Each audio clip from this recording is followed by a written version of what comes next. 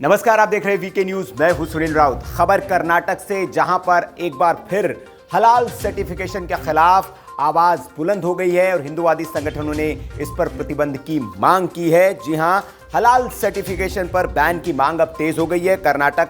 और खबर यह है कि कर्नाटक सरकार अब जल्द ही इसके खिलाफ एक विधेयक संसद में लेकर आ सकती है।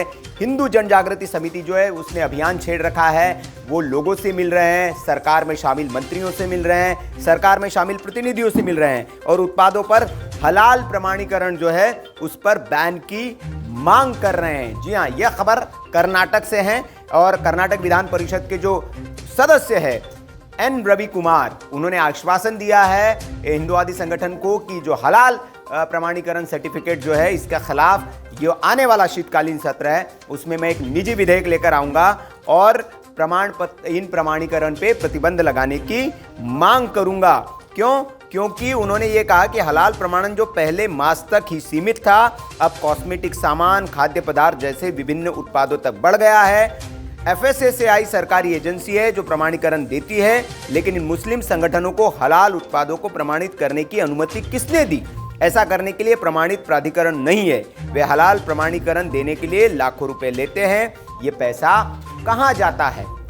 ये एन रवि कुमार का सवाल है जो उन्होंने पूछा है और अब इस पर मांग जो है वो तेज हो गई। आपको बता दें कि हलाल जो है एक अरबी शब्द है और इसे इस्लामिक कानून के हिसाब से परिभाषित किया गया है। कहते हैं कि इस्लाम में केवल हलाल मांस ही खाया जा सकता है। हलाल को आप ऐसे समझ सकते हैं कि मार्केट में दो तरह के मांस मिलते हैं, एक झटका और हलाल।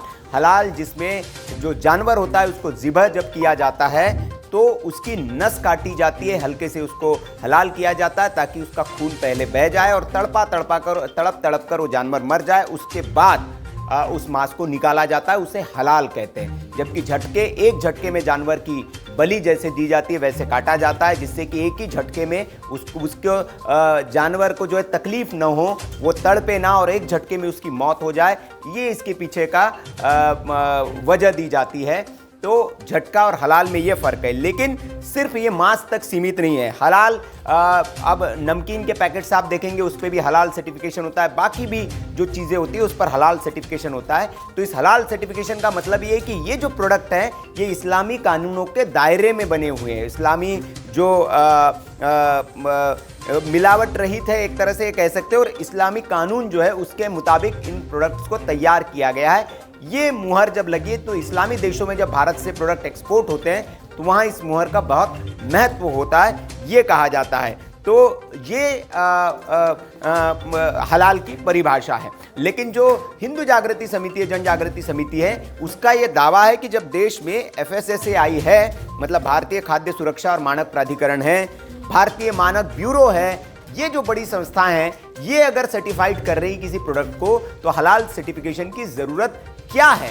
और इसका जो पैसा आता है, इन जो संस्थाएं इसको प्रमाणित करती है और जो पैसा आता है वो गलत कामों में इस्तेमाल होता है, इसलिए इस पर प्रतिबंध लगाने की ज़रूरत है।